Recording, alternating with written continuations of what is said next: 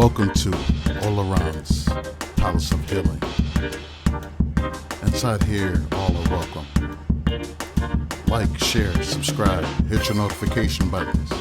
Come in, stay for a while. Maybe you'll find something here that can help you through whatever it is you're going through. It's all about healing up in here. So tune in.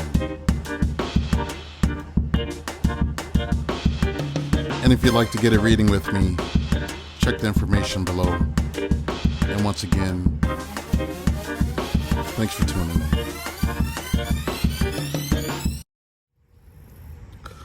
Welcome to Lauren's Palace of Healing. My name is Lauren Kelly. Please like, share, subscribe. Talk about with your friends. Today I'm just figured I'd walk and talk with y'all. Doing some grounding. It's been a rough couple days. We're all human beings. But I wanted to talk about black men and depression. And I think it's something that's very serious. Especially with us older ones. Because we've been taught that it's not manly to ask for help. Or who cares anyway, so why say anything? So we hold it all in. And sometimes it's like a lifetime of that. Holding stuff in. Not releasing things.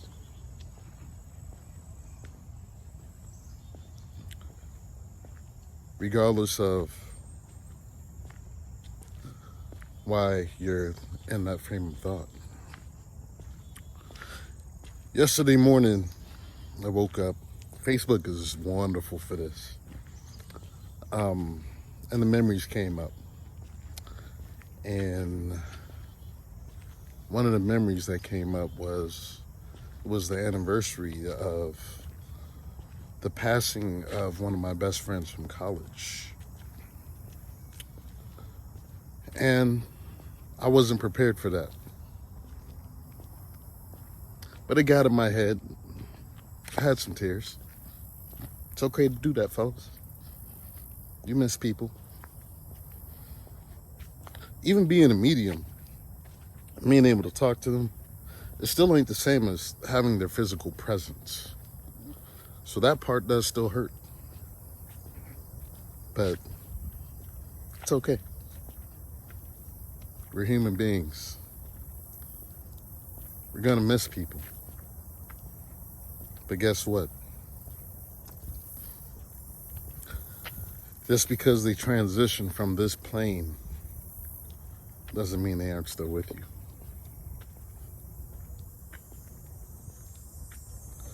A lot of what we've been taught is just not true. All of this fear, oh my God, are they in hell? Are they burning? No. Spirit don't work like that.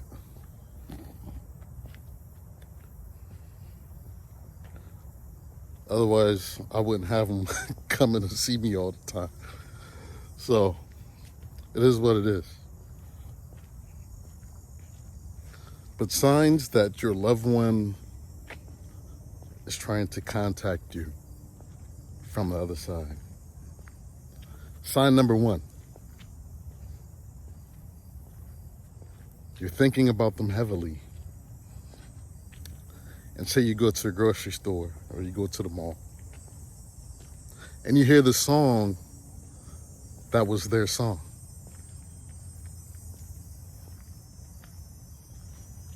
And then you're like, oh my God. Yeah, that's them. They're letting you know. They can control electronics and stuff like that. I don't know how they do it, but they do it from over there. Sign number 2, dreams. You have a vivid dream of them. And they either give you a message or they hug you. Something simple like that, just to let you know that they're okay. If you remember that dream was real. If you woke up feeling tired, maybe, or having trouble catching your breath, that was them. They're letting you know they're okay.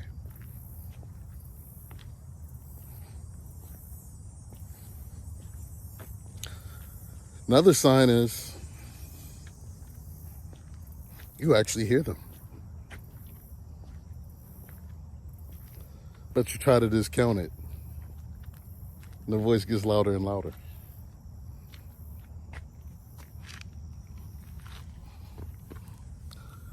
Sometimes they operate that way.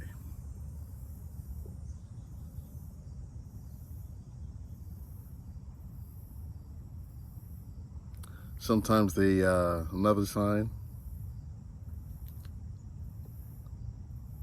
they might even visit your small kids, because kids are very sensitive to the spiritual. So that could also be a case too. Either way, they will always find a way to get a message to you.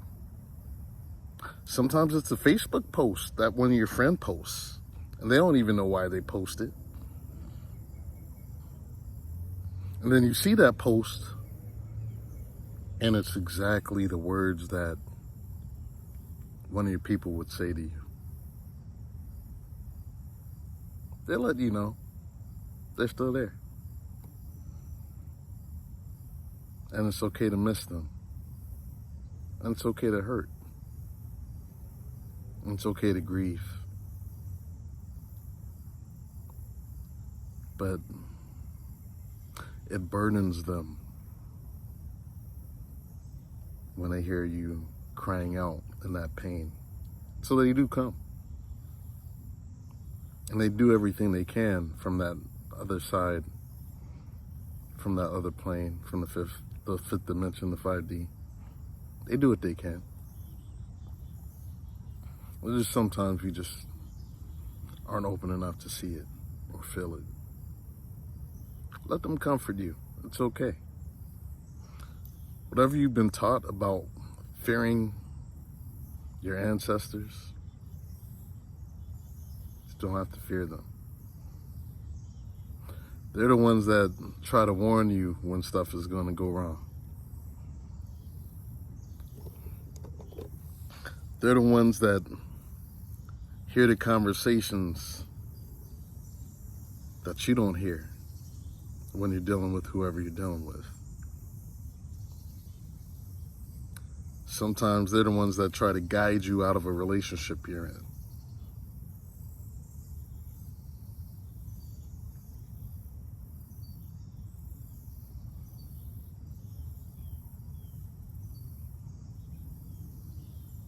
I'm just pausing because the nature sounds so just lovely here, the birds and whatnot.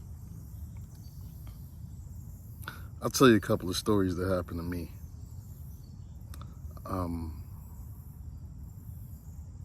When I knew.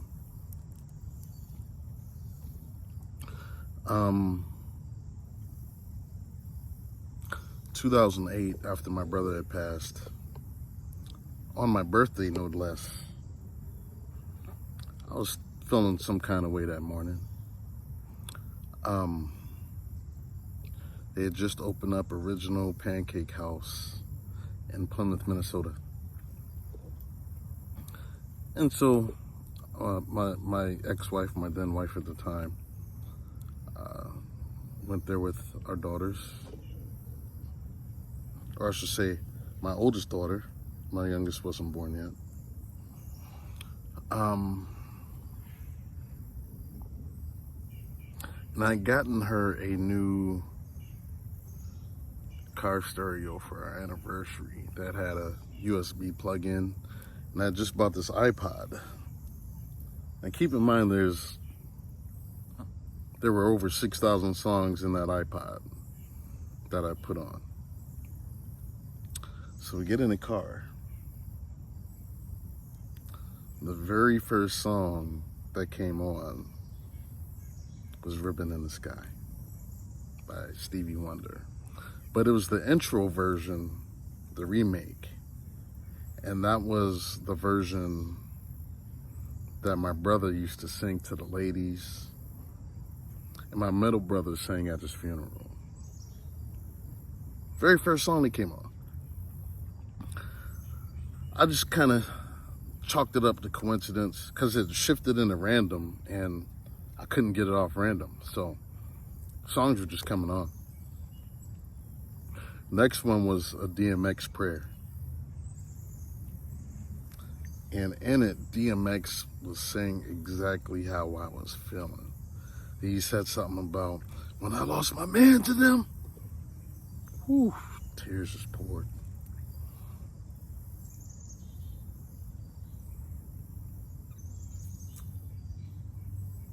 Then it was T.I. Live in the Sky. Then it was Jamie Foxx, Wish You Were Here. It was like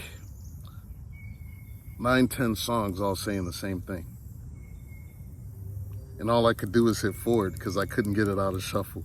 So he was like, nah, you're going to hear me today. So I broke down and then I went and had my pancakes because I love pancakes. Pancakes, yeah.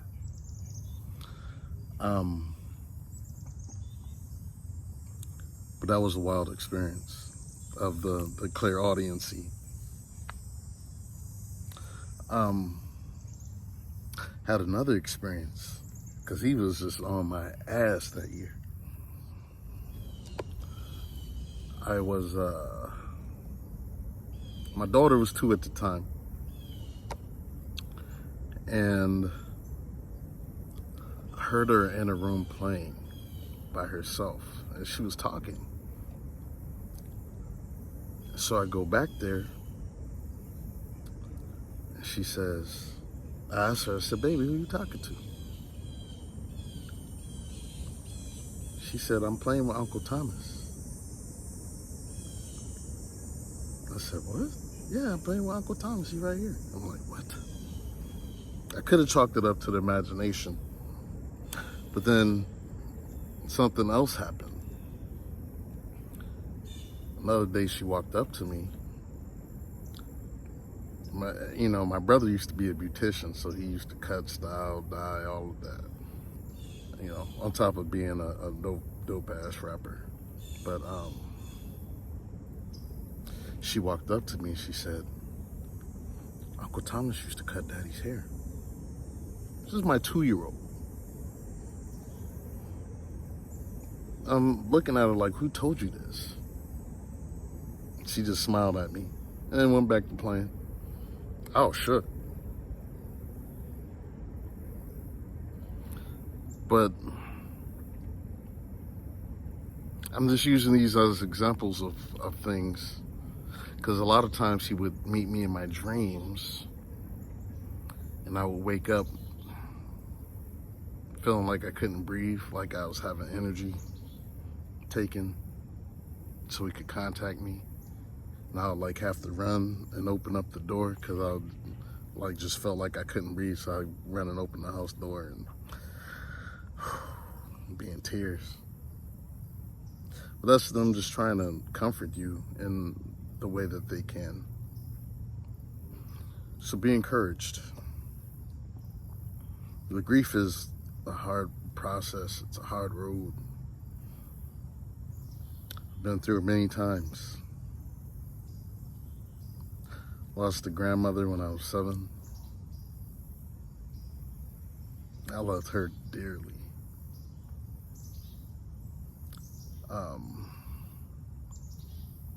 My friend Ernest,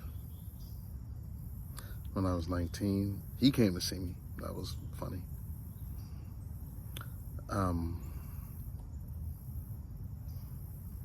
My dad's mother, when I was 21. A couple friends in between. Then my oldest brother. And my mother, followed by a divorce, followed by losing my father, all within a 2-3 year span. And 2 weeks before losing my father, losing my best friend in college.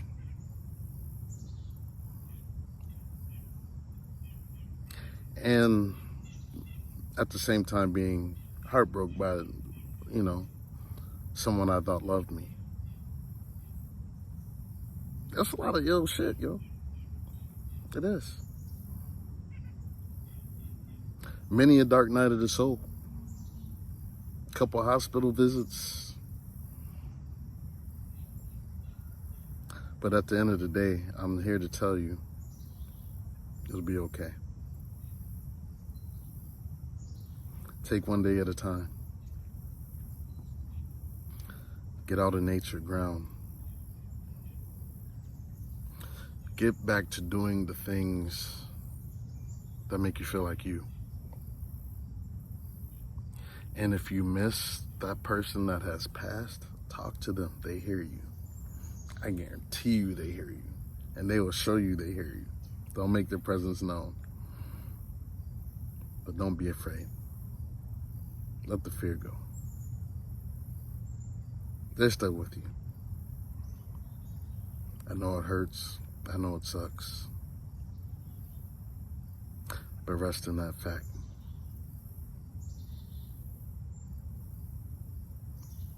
I think that's all I got for y'all right now. Peace, love, blessings. Ashe. Oh, like, share, subscribe. Peace. One love.